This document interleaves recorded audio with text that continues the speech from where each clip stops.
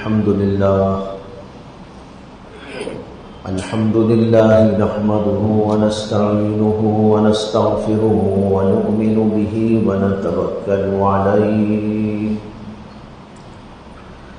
ونعوذ بالله من شرور أنفسنا ومن سيئات أعمالنا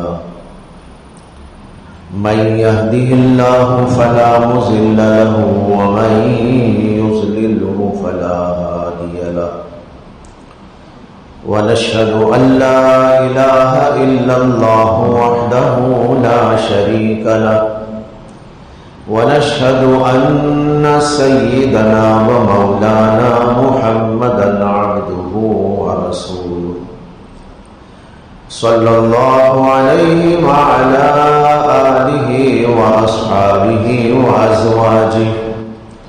وأزواجه وذرياته وسلم تسليما كثيرا أما بعد فأعوذ بالله من الشيطان الرجيم بسم الله الرحمن الرحيم إن الدين عند الله الإسلام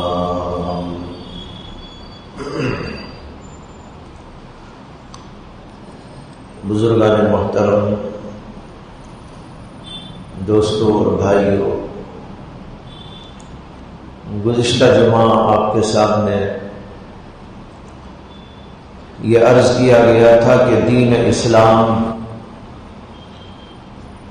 صرف نماز روزے کا نام نہیں ہے، بلکہ اس کے بہت سارے شعبے، بہت سارے ابواب ہیں۔ ان تمام چیزوں کو ملا کر دین اسلام کہا جاتا ہے۔ بدقسمتی سے ہمارے درمیان میں لوگوں کے ذہنوں کے اندر یہ غلط تصور قائم ہو گیا ہے کہ اگر کوئی آدمی ایمان لانے کے بعد دو چار باتوں پر عمل پیرا ہو جائے تو بس اس نے اسلام کا حق ادا کر دیا، باقی اور تمام چیزوں کے اندر وہ غلط سلط جو چاہے کرتا رہے، اپنی معاشرت میں، اپنے اخلاق میں، اپنے معاملات میں، اپنی سیاست میں من مانی چلاتا رہے، لیکن نماز پڑھ لے تو اس نے اپنا اسلام کا حق ادا کر دیا۔ یہ بہت غلط اور نامعقول قسم کا نظریہ ہے اور تصور ہے۔ اس لیے میں نے گزشتہ بار یہ بیان شروع کیا تھا اور اس کے اندر یہ بتایا تھا کہ دین اسلام کے بہت سارے ابواب ہیں، بہت سارے شعبے ہیں۔ ان تمام شعبوں کو ملا کر دین اسلام کہا جاتا ہے۔ اس کے اندر ایمانیات اور عقائد کا باب بھی ہے کہ آدمی اللہ کو مانے، رسولوں کو مانے، غیب کی باتوں پر ایمان لائے۔ یہ ہو گیا ایمان والا شعبہ۔ عقائد والا باب، پھر اس کے بعد عبادات کا باب ہے، جن میں نماز ہے، روزہ ہے، زکوٰۃ ہے، حج ہے، اور پھر اس کے بعد ذکر ہے، تلاوت ہے۔ یہ ایک باب ہے دین اسلام کا۔ اگر کوئی اس بات پر عمل کرے لیکن اور چیزوں کو چھوڑ دے تو وہ کامل اور پکا مومن نہیں ہو سکتا۔ اس لیے میں نے بتایا تھا کہ ایک اور باب ہے جس کا نام ہے معاشرت۔ معاشرت کے معنی تفصیل کے ساتھ سمجھائے تھے، یعنی سماج کو کہتے ہیں۔ جب انسان سماج میں رہتا ہے، معاشرے میں رہتا ہے، تو بہت سارے لوگوں سے اس کے تعلقات وابستہ ہوتے ہیں۔ سب سے پہلے تو اس کے والدین سے اس کا تعلق وابستہ ہوتا ہے، جن سے کہ وہ جنم لیتا ہے، دنیا میں آتا ہے۔ اسی طرح بھائیوں سے، بہنوں سے، رشتہ داروں سے، پھر اس کے بعد دوست احباب سے، پڑوسیوں سے، پھر مختلف قسم کے تعلقات انسان کے بنتے ہیں، تعلیم کے میدان میں بن جاتے ہیں، تجارت کے میدان میں تعلقات بن جاتے ہیں، آتے جاتے بہت سارے لوگوں سے تعلقات پیدا ہو جاتے ہیں، اور صرف اتنا ہی نہیں بلکہ اس سے آگے جانوروں سے بھی تعلق پیدا ہو جاتا ہے۔ انسان جانوروں کو پالتا بھی ہے، اگر پالتا نہیں ہے تو آس پاس میں اس کے یہ مخلوق بھی رہتی ہے، کتے رہتے ہیں، بلیاں رہتی ہیں، گائیاں رہتی ہیں، اور جانور رہتے ہیں، یہ بھی ہمارے معاشرے کا ایک جز ہے۔ جب یہ ہمارے معاشرے کا جز ہو گیا تو شریعت اسلامیہ نے معاشرت کے آداب، معاشرت کے حقوق، معاشرت کے احکام بھی بیان کیے۔ اسے بھی جاننا لازم و ضروری ہے۔ ماں باپ کے کیا حقوق ہیں، پڑوسیوں کے کیا حقوق ہیں، رشتہ داروں کے کیا حقوق ہیں، اور لوگوں کے کیا حقوق ہیں، پڑوسیوں کے کیا حقوق ہیں، یہ ایک معاشرت کا باب بڑا لمبا چوڑا باب ہے۔ اور اسی کے اندر یہ بھی آ جاتا ہے کہ جانوروں کے کیا حقوق ہیں۔ کیا جانوروں کو مار دیا جائے؟ جی، کچھ جانوروں کو مارنا بھی معاشرت کا حکم ہے، اور کچھ جانوروں کو پالنا بھی معاشرت کا حق ہے، اور کچھ جانوروں سے حسن سلوک کرنا یہ بھی اسلام کی تعلیم ہے۔ کچھ جانوروں کو مارنے کا حکم ہے، سانپ آ گیا تو کیا پالنا شروع کر دیں گے؟ ظاہر بات ہے اس کو مار دیا جائے گا۔ یہ بھی معاشرت کا ایک حق ہے، اس لیے کہ اگر اس کو چھوڑ کے رکھیں گے تو وہ کاٹے گا، ظلم کرے گا، ہمارے بھائیوں کی جان جائے گی، پڑوسیوں کی جان جائے گی۔ حدیث میں واقعہ آتا ہے کہ نبی اکرم صلی اللہ علیہ وسلم ایک بار بیٹھے ہوئے تھے، حضرات صحابہ آپ کے ساتھ موجود تھے، اچانک ایک سانپ آ گیا۔ اللہ کے نبی علیہ السلام نے فرمایا کہ اس کو مارو مارو۔ صحابہ اٹھ کے دوڑے مارنے کے لیے، لیکن وہ بچ کے نکل گیا، یعنی صحابہ مار نہیں سکے، وہ تیز رفتار دوڑتا ہوا آگے بڑھ گیا۔ اللہ کے نبی علیہ السلام نے عجیب جملہ استعمال فرمایا، آپ نے کہا تم اس کے شر سے بچ گئے، وہ تمہارے شر سے بچ گیا۔ تم اس کے شر سے بچ گئے، یعنی وہ کاٹا نہیں، اور وہ تمہارے شر سے بچ گیا کہ تم نے اسے مارا نہیں۔ وہ تمہیں کاٹا نہیں، تم اس کو مار نہیں پائے، اس لیے تم بھی اس کے شر سے بچ گئے، وہ تمہارے شر سے بچ گیا۔ تو یہ بھی ایک حکم ہے کہ کون سے جانوروں کو مار دینا چاہیے، لیکن بعض جانوروں کو مارنے کی اجازت نہیں، بلکہ ان کے ساتھ حسن سلوک کی۔ جو جانور موذی ہو، یعنی ایذا دیتا ہو، تکلیف دیتا ہو، ایسے جانوروں کو مارنے کا حکم ہے شریعت کے اندر، لیکن جو جانور کہ آپ کو تکلیف نہیں دیتا وہ ہے اپنی جگہ۔ تو ان میں دو قسم کے جانور ہیں، ایک حلال جانور ہے، ایک حرام جانور ہے۔ حلال جانور تو کھانے کے لیے کام آتے ہیں، ان کو پالا بھی جاتا ہے، اور دوسرے وہ حرام جانور ہیں، لیکن وہ حرام ہونے کے باوجود جیتے ہیں، جینے کا ان کو حق ہے، اللہ نے ان کو بھی پیدا کیا ہے، ہماری ضرورتوں ہی کے لیے پیدا کیا ہے۔ بعض لوگ ہوتے ہیں جو کتوں کو دیکھتے ہی مارنا شروع کر دیتے ہیں، یہ ہے کہ ان کی طرف کوئی التفات ہی نہیں کرتے، بھوکا مر رہا ہے کتا۔ بھائی ایک بات یاد رکھیے، شریعت میں کتے کو پالنے کی اجازت تو نہیں ہے کہ آپ اپنے گھر میں اسے پالیں، لیکن اس کا مطلب یہ بھی نہیں ہے کہ آپ اس کی طرف کوئی توجہ ہی نہ کریں۔ اسے کھانا آپ دے سکتے ہیں، اس کے کھانا دینے کا ثواب ہے، اس کو پانی آپ پلا سکتے ہیں، پانی پلانے کا ثواب ہے۔ حدیث کے اندر یہ واقعہ آتا ہے کہ ایک آدمی جا رہے تھے، پرانے زمانے کا واقعہ اللہ کے نبی علیہ السلام نے بیان فرمایا کہ ایک آدمی جا رہا تھا، بڑی سخت دھوپ نکلی ہوئی تھی، اور اس آدمی کو اس کی وجہ سے پریشانی ہو رہی، پیاس لگ رہی تھی، وہ جاتے جاتے پیاس کی شدت سے نڈھال ہوتا جا رہا تھا۔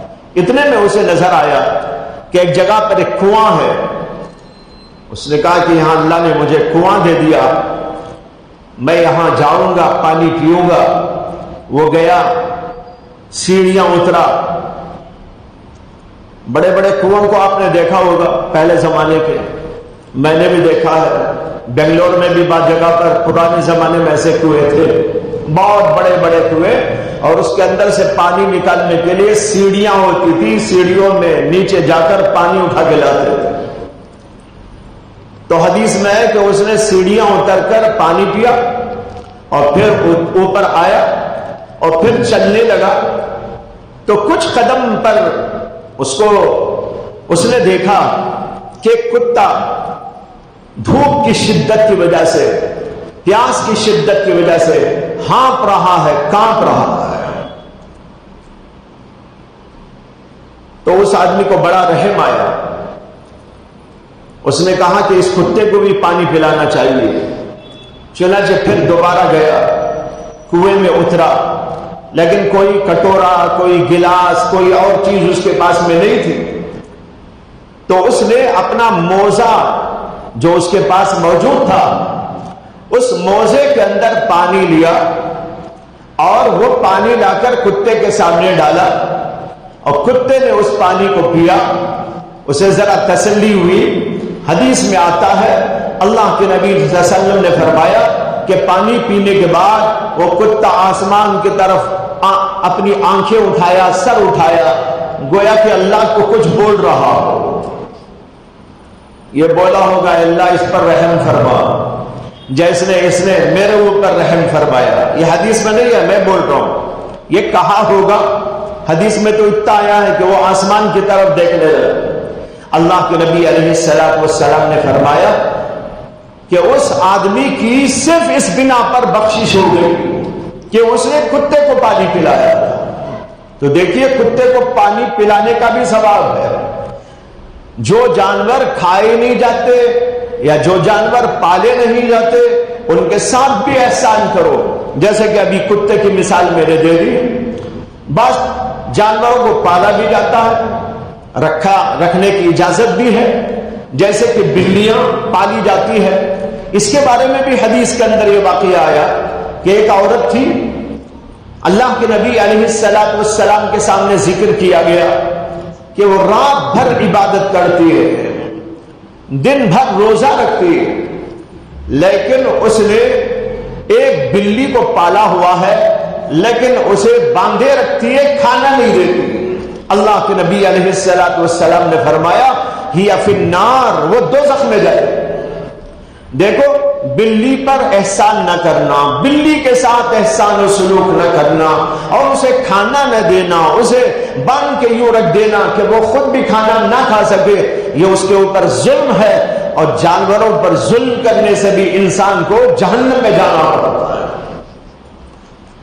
خیر، میں یہ کہہ رہا تھا کہ یہ سب ہمارے معاشرے کے اعضاء ہیں، ماں باپ ہیں، بھائی بہن ہیں، رشتہ دار ہیں۔ یہ اللہ کی نعمتیں ہیں کہ نہیں ہیں؟ ماں باپ اللہ کی بہت بڑی نعمت، بچے اللہ کی بہت بڑی نعمت۔ اللہ ان کے ماحول کے اندر کسی کو زندگی دے رہا ہے، ماں باپ بھی ہیں، بچے بھی ہیں، بیوی بھی ہے، اور رشتہ دار ہیں، کنبے کے افراد ہیں۔ یہ سب اللہ کی نعمت ہے، اور اسی وجہ سے ان کا حق اللہ نے بیان کر دیا۔ ماں باپ کا یہ حق ہے، اس کو پورا کرو، بیوی کا یہ حق ہے، اس کو پورا کرو، بیوی اپنے شوہر کا یہ حق پورا کرے، بچوں کے بارے میں بتایا کہ ان کا حق پورا کرو، رشتہ داروں کا حق ادا کرو، پڑوسیوں کا حق ادا کرو۔ یہ سارے تمہارے معاشرے کے اجزاء ہیں، یہاں تک کہ جانور ہیں تمہارے معاشرے کے اندر، تو ان جانوروں کا حق بھی ادا کرو۔ بلکہ اس سے ایک اور بات عرض کرتا ہوں، اس سے آگے، وہ یہ ہے کہ ہمارے معاشرے میں جہاں ہم رہتے ہیں تو اس کے اندر جہاں انسان ہے، جہاں جانور ہے، وہیں پر کچھ اور چیزیں بھی ہیں، درخت بھی ہوتے ہیں، درخت کو بلا وجہ کاٹنے کی اجازت نہیں ہے، اس لیے کہ وہ بھی معاشرے کو فائدہ پہنچاتا ہے۔ اگر درخت نہ ہو موسم بدل جائے گا، اگر درخت نہ ہو تو اس کی وجہ سے گرمی کی شدت پیدا ہو جائے گی۔ اللہ تبارک و تعالی نے اس کو پیدا کیا، اسی لیے قانون بھی ہوتا ہے، ملکوں کا قانون ہوتا ہے، اسٹیٹ کا قانون ہوتا ہے کہ بلا وجہ آپ درخت کو نہیں کاٹ سکتے، یہ دراصل اسلام کا حکم ہے۔ تو بتانا یہ ہے کہ ہمارے معاشرے میں جہاں ہم رہتے ہیں ان سب کے حقوق بتائے گئے اور ان کو پورا کرنے کا اللہ نے تاکیدی حکم فرمایا۔ اس کا ایک باب ہے اور اس کے احکام موجود ہے، ان احکام کا علم حاصل کرنا انسان پر ضروری ہے۔ خالی اسکول کا علم حاصل کر لے، کالج میں پڑھ کے آ جائے، ڈاکٹر صاحب بن جائے، انجینئر صاحب بن جائے اور کچھ بن جائے، لیکن انہیں پتہ نہ ہو کہ ماں باپ کا حق کیا ہوتا ہے، بچوں کا حق کیا ہوتا ہے، رشتہ داروں کا حق کیا ہوتا ہے اور چیزوں کے بارے میں اللہ نے کیا کہا ہے، تو ایسے آدمی بہت پڑھ لکھنے کے باوجود بھی اللہ کے نزدیک لا علم ہے اور جاہل۔ تو ایک باب یہ ہے، اس پر تفصیلی کلام تو میں نے گزشتہ بھی کر دیا تھا۔ اس کے بعد ایک اور باب ہے، وہ ہے معاملات۔ معاملات کے معنی انسان جب اس دنیا میں رہتا ہے تو اسے کھانے کی ضرورت، اسے پینے کی ضرورت، اسے کپڑے کی ضرورت، مکان کی ضرورت، بچوں کے لیے ان چیزوں کی ضرورت، بیوی ہے تو اس کے لیے ان چیزوں کی ضرورت، ان سب کے لیے پھر کمائی کی ضرورت، اسے کمانا پڑتا ہے۔ اب کمانے کے اللہ نے بہت سے ذرائع پیدا کیے، تجارت ایک بہت بڑا ذریعہ ہے اور کھیتی باڑی ایک ذریعہ ہے، ملازمت ایک ذریعہ ہے، اس کے علاوہ پیشے بہت سارے، کوئی درزی ہے، کوئی کارپینٹر ہے، کوئی اور کچھ کرتا ہے، کوئی اور کچھ کرتا ہے۔ اب تو اس طرح کی چیزیں ہزاروں ہزار قسم کی موجود ہے۔ ان سب ذرائع سے انسان فائدہ اٹھاتا ہے، کمائی کے ذرائع پیدا کرتا ہے اور کمائی کرتا ہے، اور کمائی ہونے کے بعد اس کمائی کو اپنی ذات پر، اپنے ماں باپ پر، اپنے بچوں پر، اپنی بیوی پر، اپنے رشتہ داروں پر خرچ کرتا ہے۔ ان ذرائع سے کمانا یہ دراصل معاملات کی بات ہے۔ اسی طرح کبھی ضرورت پڑتی ہے، انسان کسی سے لیتا ہے، کسی کو دیتا ہے، قرض لیتا ہے، قرض دیتا ہے، یا کوئی چیز امانت دیتا ہے، امانت رکھتا ہے، یہ سب چیزیں معاملات کے اندر داخل ہو جاتی ہیں۔ کمائی کے تمام ذرائع، چاہے وہ تجارت کا ذریعہ ہو، چاہے وہ کھیتی باڑی کا ذریعہ ہو جس کو زراعت کہا جاتا ہے، چاہے وہ پیشے وری مختلف قسم کی ہو، جاب ہو مختلف قسم کے، یہ سب اس کے اندر آ جاتے ہیں۔ ملازمت کی بے شمار چیزیں ہیں، بے شمار شکلیں ہیں، وہ سب اس کے اندر داخل ہو جاتی ہیں۔ اس کے بھی شریعت کے اندر احکام موجود ہے۔ انسان اس کے اندر آزاد نہیں ہے کہ بھائی تم کو کھانا ہے تو جو چاہے کھا لو، نہیں، تمہارے اوپر پابندی ہے۔ کھانے کے لیے کمانا چاہتے ہو تو کمانے میں تم آزاد نہیں ہو، بلکہ کمائی کرنے کے سلسلے میں بھی تمہارے اوپر پابندیاں ہیں، تمہارے اوپر احکام لگائے ہیں۔ تم یہ کما سکتے ہو، یہ نہیں کما سکتے، یہ کام تم کر سکتے ہو، یہ کام تم نہیں کر سکتے، یہ تجارت کر سکتے ہو، یہ تجارت نہیں کر سکتے، اور پھر تجارت کیسے کرنا اور کیسے نہیں کرنا اس کے اوپر بھی احکامات موجود ہیں۔ تجارت جائز ہے، کر سکتے ہیں، لیکن تجارت کیسے کرے اس کے لیے بھی بتایا گیا، اصول فراہم کیا گیا، اس کے مطابق تم کام کر سکتے ہو، کمائی کے ذرائع پیدا کر سکتے ہو، حلال کمائی ہونی چاہیے، حرام نہیں ہونا چاہیے، اس کے لیے کیا ضوابط، کیا اصول، کیا طریقے۔ پھر قرض کا لینا دینا، امانت کا لینا دینا، یہ ایک بہت لمبا چوڑا باب ہے، اور آج کے دور میں تو یہ باب اور پھیلتا جا رہا ہے، ذرائع بہت پیدا ہو رہے ہیں، وسائل بہت بڑھتے جا رہے ہیں، جاب کی شکلیں بہت بڑھتی جا رہی ہیں، نئے نئے تجارت کے انداز آتے جا رہے ہیں، نئی نئی تجارتیں وجود میں آ رہی ہے۔ کچھ تجارتیں جو منڈیوں میں جا کے کی جاتی ہیں، کچھ تجارتیں وہ ہیں جو آج گھر بیٹھ کر بھی آدمی کر رہا، الیکٹرانک کاروبار۔ لیکن کیا الیکٹرانک کاروبار کے سلسلے میں ہم کو معلومات ہے کہ شریعت کے اندر اس کے کیا احکامات ہیں؟ بہت سے لوگوں کو پتہ نہیں، پتہ تو کیا ہوگا بلکہ اس کا خیال بھی نہیں کہ بھئی اس کے بارے میں بھی کوئی اللہ کا حکم ہو سکتا ہے، رسول اللہ کا حکم ہو سکتا ہے۔ اسے کہ بعض چیزیں جو نئی نئی آتی ہیں تو بہت سے لوگوں کا یہ خیال ہے کہ نئی چیزوں کے بارے میں اللہ رسول کا کوئی حکم نہیں، یہ تو نئی ہے نا بات، قرآن کے دور میں یہ نہیں تھا، حدیث کے دور میں یہ نہیں تھا، اللہ کے نبی کے دور میں یہ نہیں تھا، بعد میں چیز وجود میں آئی، اس لیے جو بھی بعد میں آیا وہ جائز ہو گیا۔ یہ غلط خیال ہے۔ ہمیں اللہ نے اصول دیے، ہمیں اللہ نے جو ہے احکام دیے تو اصولی احکام بھی دیے۔ ان احکامات اصولیہ کو سامنے رکھتے ہوئے ہر دور کے اندر حضرات علماء، حضرات مجتہدین اور حضرات فقہا یہ بتاتے ہیں کہ یہ چیز جائز ہے کہ ناجائز ہے، اگرچہ وہ اللہ قرآن کے دور میں نہیں، اگرچہ وہ حدیث کے دور میں نہیں تھی، اللہ کے نبی کے دور میں نہیں تھی، اور صحابہ کے دور میں بھی نہیں تھی، تابعین کے دور میں نہیں تھی، آج کے دور میں وہ چیز پیدا ہوئی۔ لیکن آج کے دور میں کوئی نئی چیز وجود میں آئے گی تو اس کا مطلب یہ بھی ہے کہ وہ حلال ہو جائے گی۔ آپ کو دیکھنا پڑے گا شریعت کے اصول کے مطابق، قواعد کے مطابق کہ جائز کی فہرست میں داخل ہے یا ناجائز کی فہرست میں داخل ہے۔ اس کے لیے علماء موجود۔ الیکٹرانک کاروبار کا ذکر آ گیا۔ اب بہت سارے کام تو الیکٹرانک طریقے سے کیے جا رہے ہیں، موبائل ہاتھ میں رکھ لیا ہے، یہیں سے کاروبار ہو رہا ہے۔ امریکہ کا کاروبار یہاں چل رہا ہے، یہاں سے کاروبار امریکہ کو چل رہا ہے۔ لین دین کے لیے بھی بس یہاں سے ذرا سا دبایا اور رقم وہاں پہنچ گئی، وہاں سے دبایا رقم یہاں پر پہنچ گئی۔ یہ الیکٹرانک انداز کا کاروبار اب دنیا میں چل رہا ہے، لیکن یہ نہیں سمجھنا چاہیے کہ اس کے بارے میں کوئی حکم نہیں ہے شریعت کا، اس کے بارے میں بھی احکامات موجود ہیں، اس لیے کہ اللہ نے ہم کو اصول عطا کر دیے۔ میری اس پہ اوپر مستقل یہ کتاب موجود ہے، الیکٹرانک کاروبار، اس کے شرعی احکامات اور طریقہ کار کے نام سے مستقل کتاب میں نے اس کے اوپر لکھی ہے۔ انہی اصول کو، قواعد کو، اور جو حضرات فقہاء کرام نے اپنے دور کے اندر اس سلسلے کی تفصیلات بیان کی ہیں، انہی کی روشنی میں ہر دور کے اندر احکامات کو معلوم کیا جا سکتا ہے۔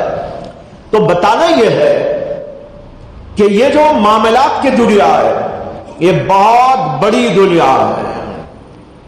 پہلے چھوٹی تھی یہ دنیا، کاروبار کے طریقے بہت مختصر تھے، تجارت کے طریقے بہت مختصر تھے، جاب بھی بہت محدود طریقے کے ہوتے تھے۔ لیکن اب تجارتیں بڑھ گئی، مختلف طریقوں کی چیزیں وجود میں آ گئی، یہ تجارت کا کاروبار، یہ تجارتی چیزیں بہت پھیلتی گئی، نئی نئی شکلیں آ گئی، نیا نیا مال آ گیا، نئی نئے طریقے آ گئے۔ اس کے بارے میں احکامات اللہ نے، رسول نے بیان کیے اور حضرات فقہا نے اس کی تفصیلات ہم کو عطا کروائی، وہ بھی ہمیں جاننا ضروری ہے۔ بغیر ان سب چیزوں کو جانے ہمیں پتہ نہیں چلے گا کہ کاروبار کیسے کرنا ہے اور کیا کرنا ہے۔ ہم اس کے بارے میں آزاد نہیں۔ قرآن کریم کے اندر بتایا گیا کہ حضرت شعیب علیہ السلام کی جو قوم تھی اس کی بہت بڑی بیماری بے ایمانی کے ساتھ ایک اور تھی۔ وہ بیماری یہ تھی کہ کاروبار میں کوئی اصول و ضابطے کو پیش نظر نہیں رکھتے تھے، بس جناب کمانا ہے۔ اب کمائی کسی کو دھوکہ دے کر کماؤ، ڈنڈی مار کے کماؤ، اور وزن کو جو ہے کہیں بڑھا کر کہیں گھٹا کر کماؤ، سب ان کے ہاں جائز تھا۔ اللہ نے حضرت شعیب علیہ السلام کو بھیجا، جاؤ ان کو سمجھاؤ، ان کو بتاؤ، ایمان کی بھی دعوت دو، اور ان کو یہ بھی بتاؤ حلال و حرام کمائی کے کیا اصول ہیں، کیا طریقے ہیں، کون سی کمائی جائز ہوتی ہے، کون سی کمائی ناجائز ہوتی ہے، اس میں دھوکہ نہیں چل سکتا، اس کے اندر ڈنڈی مار کر کاروبار نہیں ہو سکتا، وزن کرو تو ٹھیک ٹھیک طور پر کرو، وزنوا بالقسطاس المستقیم، اوفو، پورے طور پر جو تم ناپو تو اس کے اندر کوئی کمی نہ کرو، بلکہ پورا ناپ تول برابر ہونا چاہیے، اس کے اندر کسی قسم کی کمی برداشت نہیں۔ اگر تم اس کے اندر کمی کرو گے تو حضرت شعیب نے ان کو بتایا مجھے اندیشہ ہے کہ تمہارے اوپر خدا کا عذاب آ جائے گا۔ قرآن میں موجود جب حضرت شعیب علیہ السلام نے ان کو یہ تاکیدات کی تو ان کا جواب حضرت شعیب علیہ السلام کو یہ تھا، کیا تمہاری نماز اس بات کا حکم دیتی ہے کہ ہم اپنے کاروبار کے اندر، اپنے لین دین کے اندر، اپنی کمائی کے اندر، کیا اس کے اندر بھی جو ہے ہم جو ہے یہ کرے یہ نہ کرے، یہ تمہاری نماز حکم دیتی ہے؟ ان کا مطلب ہے تم نماز پڑھ لو بس، نماز کی حد تک تو ہم تمہارے سے کوئی تعارض نہیں کریں گے۔ امام صاحب ہیں، امام صاحب نماز پڑھائے، ہم نماز پڑھ کے چلے جائیں گے، لیکن امام صاحب یہ بھی بولے یہ حلال ہے یہ حرام، یہ سود ہے یہ حرام ہے، یہ رشوت ہے یہ ناجائز ہے، کاروبار کا یہ طریقہ صحیح ہے یہ کاروبار کا طریقہ حرام ہے۔ تو انہوں نے بھی یہی کہا تھا، بھائی نماز ہے تمہاری ٹھیک، کیا تمہاری نماز یہ بھی حکم دیتی ہے کہ ہم یہ کریں یہ نہ کریں؟ آج بھی لوگوں کے دماغوں کے اندر ایسی ہی بات بیٹھی ہوئی ہے کہ امام صاحب روزانہ ہمیں فضائل بتا دے، ہمیں حلال و حرام نہ بتائے، کاروبار میں کیا حلال کیا حرام اس کو نہ چھیڑے، سود کے بارے میں کچھ نہ بتائے، رشوت کے بارے میں ہمیں کچھ نہ بتائے، ہم کو آزاد رہنے دے۔ ان کا کام صرف نماز پڑھانا ہے، ان کا کام ہے فضائل بتانا، جنت کے وعدے دکھانا کہ تم جو چاہے کرو، ماشاءاللہ اللہ نے جنت کا وعدہ کر دیا۔ ایسا عام طور پر لوگوں کے اندر ہے مزاج۔ چنانچہ چند سال پہلے ایک جگہ پر ایک امام صاحب نے سود کی حرمت پر بیان کیا کہ سود حرام ہے، اس کا لین دین حرام ہے۔ تو کمیٹی کے کچھ افراد اس میں ملوث تھے، یعنی سودی کاروبار میں ملوث تھے، ان کو بیان پسند نہیں آیا، اس لیے کہ سود کی حرمت کا بیان کر رہے ہیں، تو انہوں نے ان امام صاحب کو نکال ڈالا۔ یہ واقعہ ہے، کوئی کہانی نہیں، بناوٹی بات نہیں۔ وہ جو امام صاحب جن کو نکالا گیا تھا وہ آج ہمارے مدرسے میں مدرس ہیں، اب بھی ہے، سمجھ آیا؟ ان کو نکالا گیا تھا اسی بنیاد پر کہ سود کے بارے میں بیان کیا۔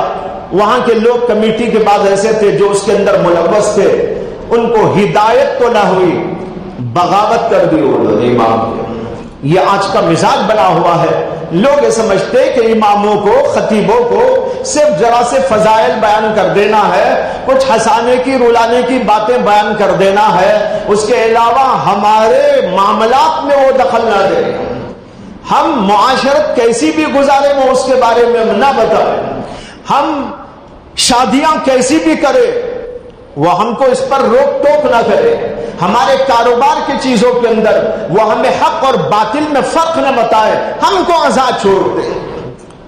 بھائی یہ مزاج تو حضرت شعیب علیہ السلام کی قوم کا تھا، اور اس قوم کو اللہ نے اس بنیاد پر ہلاکت میں مبتلا کر دیا تھا، اور اس کا پورا قصہ قرآن مجید کے اندر موجود ہے، اور ایک جگہ نہیں کئی جگہ پر موجود ہے، 5-6 جگہ پر قرآن مجید کے اندر یہ قصہ اللہ تبارک و تعالی نے بیان کیا ہے، اور بار بار اس کا تذکرہ کیا ہے کہ وہ کس طریقے پر حلال و حرام کو چھوڑ کر کاروبار کرتے تھے، اور کس طریقے پر لوگوں کو دھوکہ دے دے کر کمائی کرتے تھے، اور اس کے اوپر ٹوکنے پر ان کا کیا جواب ہوتا تھا، قرآن کے اندر موجود ہے۔ ہمیں تو ایسا نہیں بننا ہے، ہمیں تو یہ ہر چیز کے اندر ہم اللہ کے حکم کے تابعدار بنے، کھانے بھی تابعدار، پینے میں بھی تابعدار، اٹھنے بیٹھنے میں بھی تابعدار، نماز کے اندر بھی ہم تابعدار، اس کے علاوہ ہم معاشرت کے اصول میں بھی اللہ کے تابعدار، رسول اللہ صلی اللہ علیہ وسلم کے جو ہے غلام، اور پھر اسی طرح ہمیں معاملات کے سلسلے میں بھی کیا کرنا کیا نہیں کرنا، کون سا حلال کون سا حرام، کس طریقے پر کاروبار کی اجازت ہے، کس طریقے پر کاروبار کی اجازت نہیں ہے۔ حدیث میں آتا ہے اللہ کے نبی علیہ الصلوۃ والسلام بازار میں تشریف لے جاتے تھے، دیکھتے تھے معاملات۔ ایک جگہ پر تشریف لے گئے، ایک آدمی کو دیکھا کہ اناج کا ایک ڈھیر ایسا ڈالے بیپار کرتا بیٹھا ہوا ہے۔ کوئی اناج تھا، غلہ تھا، ایسا ڈھیر ڈالا ہوا ہے بازار میں، بولی لگا رہا ہے۔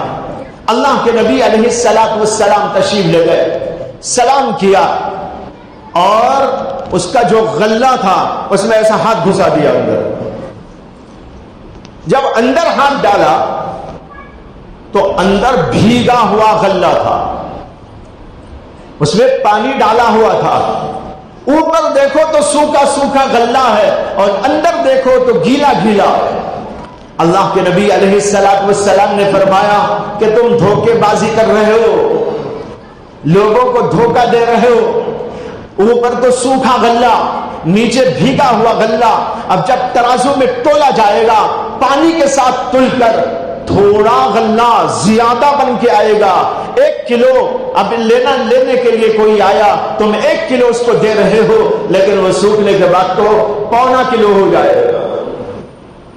اللہ کے نبی علیہ السلام نے اسی موقع پر یہ حدیث ارشاد فرمائی تھی جو آپ نے بار بار سنی ہوگی کہ اللہ کے نبی صلی اللہ علیہ وسلم نے فرمایا من غشنا فلیس منا، جو ہم کو دھوکہ دے، یعنی مسلمانوں کو دھوکہ دے یا انسانوں کو دھوکہ دے، وہ ہم سے نہیں ہے، اس کا ہمارا کوئی رشتہ نہیں۔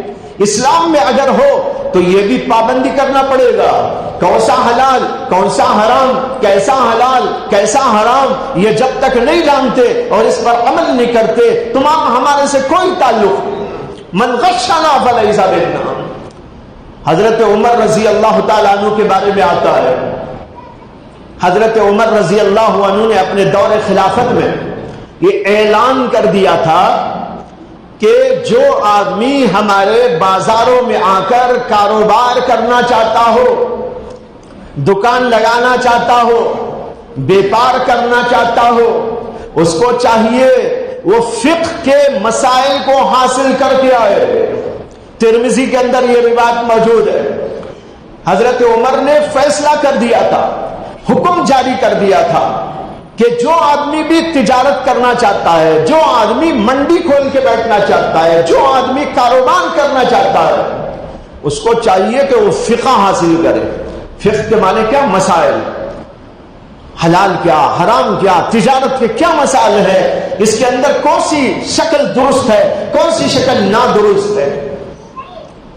حدیث میں آتا ہے کہ اللہ کے نبی علیہ الصلوۃ والسلام نے فرمایا کہ اگر گیہوں کے بدلے گیہوں،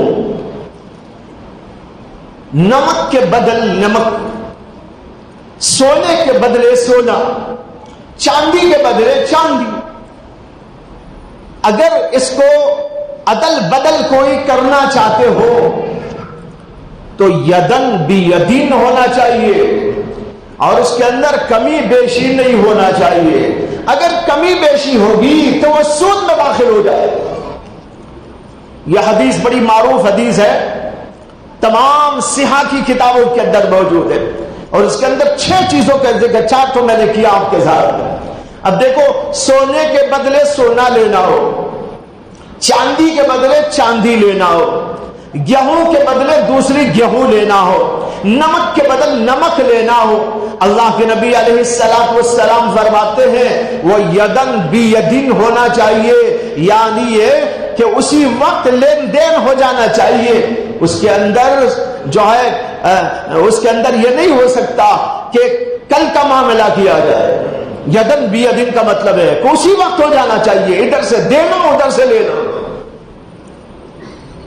اس کے اندر اگر ادھار رکھے گا جائز نہیں.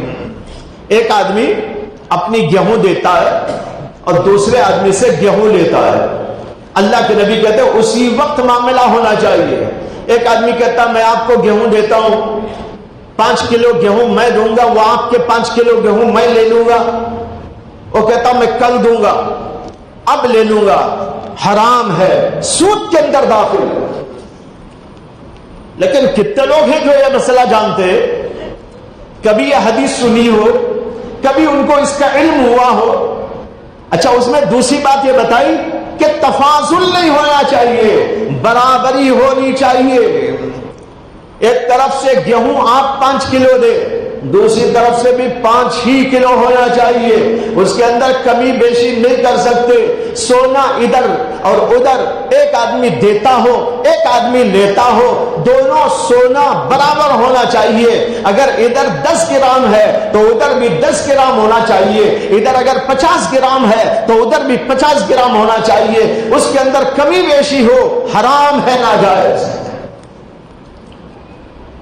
اللہ کے نبی نے 6 چیزیں بیان فرمائی. پھر علماء فقہا نے اس کے اندر غور و فکر کر کے مسائل نکالے.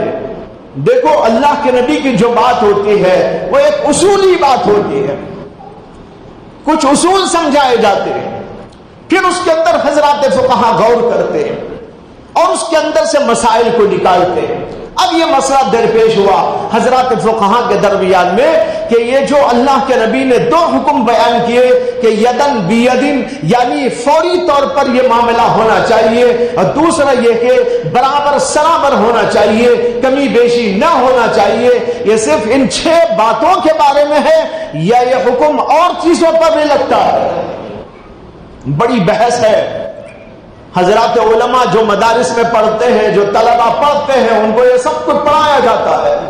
اور بھائی یہ آپ ہی کے لیے پڑھایا جاتا ہے, لیکن کتنا افسوس ہے کہ وہ علماء جو مدارس کے اندر پڑھ کے آتے ہیں, وہ علماء جو 7-7 سال 8-8 سال مدرسے کی چہار دیواری میں بیٹھ کر یہ سارے علوم کو پڑھتے ہیں, ایک ایک لفظ کو پڑھتے ہیں, اس کی تحقیق کر کے آتے ہیں, اس سے مسائل کا استعمال کرنے کی قابلیت لے کر آتے ہیں. جب وہ باہر آتے ہیں ان کو کہا جاتا ہے کمیٹیوں کی جانب سے اور لوگوں کی جانب سے, مولانا نماز پڑھائیے, اپنے گھر جائیے, آپ کا اور کوئی کام نہیں. وہ جو پڑھ کے آیا کیا کرے گا؟ وہ کسے بتائے گا؟ کون سی امت کو بتائے گا؟ کیا وہ فرشتوں کو تعلیم دے گا یا آپ کو تعلیم دے گا, کمیٹیوں کو تعلیم دے گا, وہاں کے نوجوانوں کو تعلیم دے گا؟ آخر وہ جو ان علوم کو فنون کو پڑھ کے آیا اس کا مصرف آخر کیا ہے؟ میں صرف ذرا اشارہ دے رہا ہوں. نوجوانوں کو اپنا دماغ درست کرنا چاہیے اور لوگوں کو بھی سوچ بچار کرنا چاہیے کہ بھئی یہ سب کچھ کیا ہو رہا ہے. اسی کی وجہ سے علماء موجود ہیں, جہالت بھی موجود ہے. علماء بھی موجود, مدارس بھی موجود, لیکن جہالت بھی بڑھتی جا رہی ہے. اس لیے جہالت بڑھ رہی ہے کہ پڑھ کر آنے والے ان لوگوں کے ساتھ امت جو کام کر رہی ہے, امت جو ان کے ساتھ سلوک کر رہی ہے, وہ یہ ہے کہ تم پڑھ کے آئے, تمہاری کتابوں میں بند رکھو, ہمیں اس سے کوئی لینا دینا نہیں. اب یہ حدیث کون بیان کر رہا ہے؟ الا ماشاء اللہ کون پڑھ رہا ہے؟ اور یہ جو اس کے اندر 6 باتیں اور پھر 6 باتوں سے علماء نے اور باتوں کے اوپر استدلالات کیے, اجتہادات کیے, وہ آخر کسے پتا چلے گا؟ اس کے اندر حلال و حرام کا مسئلہ بیان کیا جا رہا ہے اللہ کے نبی کی حدیث کے اندر کہ اگر تم نے برابر سرابر نہیں کیا, کم بیش کر دیا, سود کا حکم لگ جائے گا اور سود کھانے والوں میں تمہارا شمار ہو جائے گا. اور اسی طرح اس میں ادھار کاروبار کرو گے تو اس کے اندر بھی وہ سود کے حکم میں داخل ہو جائے گا, اور یہ کام کرنے والے سود خوروں کی فہرست میں داخل ہو جائے گا. لیکن کسی کو خوف ہے, کسی کو ڈر ہے کہ کہیں قیامت کے دن ہم اپنا جو کاروبار کر رہے ہیں اور سونے کا کاروبار کرنے کے لیے منڈیاں کھولے بیٹھے ہیں، لیکن ان منڈیوں والوں کو پوچھو کہ تم نے جا کر کہاں حدیث پڑھی تھی، کتنی حدیثیں پڑھی تھی، اس کاروبار کے سلسلے میں تم نے کیا اخذ کیا تھا، کیا علم حاصل کیا تھا، اس کاروبار کی کون سی شکل حرام ہے، کون سی شکل حرام حلال ہے، کچھ پتا نہیں۔ منڈیاں کھولے بیٹھے ہیں، تجارتیں کر رہے ہیں۔ حضرت عمر رضی اللہ عنہ کہتے ہیں جو ہمارے بازاروں میں دکان کھولنا چاہتا ہے، جو ہمارے بازاروں میں تجارت کی منڈی رکھنا چاہتا ہے، اس کو جا کر پہلے فقہ کی سرٹیفکیٹ لانا چاہیے۔ یہ بھی لکھا ہے کہ حضرت عمر جن کے پاس علم فقہ نہ ہوتا، مسائل کی جانکاری نہ ہوتی، گویا کہ سرٹیفکیٹ اور سند نہ ہوتی، ان کو مار کر بھیج دیتے تھے کہ جاؤ پہلے علم حاصل کرو پھر آؤ گا۔ اب کیا ہو رہا ہے؟ اب تو جو مولانا بولیں گے نا انہی کو مار دیں گے، اسے کہ مولانا کے پاس عمر کا کوڑا نہیں ہے۔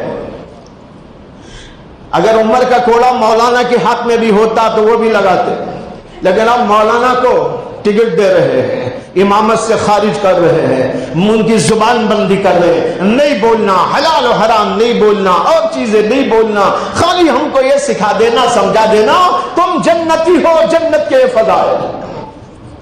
بھائی جنت یوں ہی تھوڑا ہی مل جائے گی، یہ سب کچھ کرنے سے ملے گی۔ اللہ نے قرآن میں فرمایا ام حسبتم ان تدخلوا الجنة ولما يأتكم مثل الذين خلوا من قبلكم مستهم البأساء والضراء وزلزلوا حتى يقول الرسول والذين آمنوا معه متى نصر الله الا ان نصر الله قریب۔ کیا تمہارا خیال ہے جنت یوں ہی مل جائے گی، تم جنت میں یوں ہی چلے جاؤ گے؟ ام حسبتم، اللہ پوچھ رہے ہیں، میں نہیں پوچھ رہا ہوں، ام حسبتم کیا تمہارا خیال یہ ہے ان تدخلوا الجنہ کہ تم جنت میں چلے جاؤ گے جبکہ ابھی تک تم کو وہ بڑی بڑی مصیبتیں پریشانیاں کچھ نہیں پیش آئی؟ اتنی مصیبت بھی جو ہے برداشت کرنے امت تیار نہیں ہے کہ حلال و حرام کی ہم تمیز کرے اور اس کے اندر اچھے و برے کا فرق کرے، تو اس سے بڑی اور کیا برداشت کر لے گی؟ بہرحال یہ تو کسی اور چیز کے سلسلے میں بتائی گئی ہے، لیکن میں بولنا چاہتا ہوں کہ جب تک ہم دین کے اوپر صحیح طریقے پر قائم نہیں ہوتے، صرف جنت کے فضائل سن لینے سے جنت میں نہیں جاتا۔ بہرحال بھائیوں، بتانا یہ تھا، یہ ہے معاملات کا اتنا بڑا لمبا چوڑا باب۔ اس باب کے ضروری مسائل، بنیادی حقائق، فرض درجے کی چیزیں معلوم کرنا ہر مسلمان کا فرض ہے۔ تجارت کرنے کے لیے منڈیاں چلانے والے لوگ، مختلف کمپنیاں کھولنے والے لوگ، مختلف انداز کی تجارتیں قائم کرنے والے لوگ، ان پر فرض ہے کہ وہ پہلے علماء کے پاس جائے اور ان سے دین کا اس سلسلے کا علم حاصل کرے، پھر آ کر کمپنی کھولے، پھر آ کر منڈی کھولے، پھر آ کر تجارت قائم کرے۔ اس سے پہلے تو ان کے لیے جائز نہیں ہو سکتا۔ اگر اس طرح کے سارے لوگ علماء سے استفادہ کرنا شروع کر دے تو بہت سے میں علماء کو دیکھتا ہوں کہ بالکل بیکار ہے، ان کا کام صرف یہ ہے 5 وقت نماز پڑھانا، اس کے بعد چھٹی، کچھ کام نہیں ہے ان کا، وہ اپنے طور سے کچھ کر لے تو کر لے۔ امت اگر ان سب سے استفادہ کرے تو ہمیں تو جتنے علماء اب موجود ہیں اس سے ڈبل لانے پڑیں گے، لیکن کوئی ان سے فائدہ حاصل نہیں کرتا۔ کیا فائدہ حاصل کرتا ہے؟ حضرت میں نے دکان کھولی ہے، الفاتحہ پڑھنے تشریف لائیے گا۔ وہ الفاتحہ پڑھنا کہاں؟ میں پوچھتا ہوں کسی بھی مدرسے کے اندر الفاتحہ پڑھنے کا کوئی بھی سبق نہیں پڑھایا جاتا، یہ آپ کو بتا رہا ہوں، میں پوری گارنٹی سے بتا رہا ہوں کہ دنیا کے کسی بھی مدرسے کے اندر جو علماء حق کا مدرسہ ہو، وہاں پر کسی بھی عالم کو ایک سبق بھی ایسا نہیں پڑھایا جاتا الفاتحہ کیسا پڑھتے ہیں، اور پڑھ کے آنے کے بعد امام صاحب کو الفاتحہ پڑھنے بلا رہے ہیں، اور تو پڑھ کے ہی نہیں آیا، کیا پڑھے گا آپ کا؟ اسے تو پتہ ہی نہیں ہے کیا ہے الفاتحہ۔ یہ لوگوں نے من گھڑت چیز جاری کی، ان غلط چیزوں پر علماء کو مجبور کیا، اور علماء کو مجبور کر دیا تو انہوں نے مجبوری میں جا کر ایسے کام کرنے شروع کر ڈالے، خود ہلاک، دوسروں کو ہلاک کر رہے۔ اور اگر کوئی الفاتحہ نہیں، دعا کرنے بلا لے گا، حضرت دعا کرنا، دعا تو جائز ہے، دعا کر سکتے ہیں، لیکن امام صاحب کو یا عالم دین کو دعا کرنے کے لیے دکان کھولنے پر اس کے لیے تیار نہیں کیا گیا ہے، ان کو اس کے لیے تیار کیا گیا ہے کہ آپ دکان کھولنے سے پہلے ان کے پاس آ کر پڑھ کے جائیں، سرٹیفکیٹ لیں، فقہ کی سرٹیفکیٹ آپ کے پاس میں ہو تب آپ دکان کھولیں۔ دکان کھولنے سے پہلے سرٹیفکیٹ تو نہیں لی، دعا کرا لی، وہ دعا کیا کام آئے گی؟ جہاں حلال و حرام میں تمیز نہیں ہوگی، وہاں اچھے برے کا فرق نہیں ہوگا، وہاں دھوکے بازی چلتی رہے گی، وہاں الٹا سیدھا کاروبار ہوتا رہے گا۔ وہ ایک دعا نہیں، پوری دنیا کے علماء مل کر دعا کر دے، قبول نہیں ہے۔ پوری دنیا کے علماء مل کر دعا کر دے، قبول نہیں ہوگی۔ جہاں پر حلال و حرام کی تمیز نہ ہو رہی ہو، جہاں اچھے برے کا فرق نہ ہو رہا ہو، اس دکان میں پوری دنیا مل کر دعا کر دے، اللہ اس دعا کو قبول نہیں کرے گا۔ اللہ کے احکام کو توڑ کر، اللہ تعالیٰ کے جاری کردہ اصول کو توڑ کر اگر دعائیں کی جائیں گی تو دعا کہاں قبول ہوگی؟ تو بھائیوں، کرنے کا کام کرنا چاہیے، خامخواہ کی چیزوں میں نہ لگے۔ اگر آپ نے حلال کاروبار کیا، اچھے برے کا فرق کیا، صحیح انداز سے چلتے رہے، وہی دعا کے قائم مقام ہے۔ آپ کا کاروبار بڑا ہی بابرکت کاروبار ہوگا، ترقی پر ترقی ہوگی اللہ تعالیٰ کے عطا سے۔ لیکن ہزاروں دعائیں کرائے لیکن صحیح اصول نہ ہو، صحیح طریقہ نہ ہو، حلال و حرام کے مسائل کی تحقیق نہ ہو، وہاں کتنی بھی دعا کرو برکت آنے والی نہیں۔ بہرحال یہ بتانا تھا، یہ اہم ترین چیز ہے جس کا نام ہے معاملات، اور معاملات میں اس کا علم بھی حاصل کرنا ہر مسلمان پر ضروری ہے۔ یہ دین اسلام کا بہت اہم ترین شعبہ ہے۔ اللہ کرے کہ ہم کو یہ باتیں سمجھ میں آئے، اور سمجھ میں آنے کے بعد ہم ان کو حاصل کرنے کے لیے لپکنے کی بھی کوشش کریں۔ وآخر دعوانا ان الحمد للہ رب العالمین۔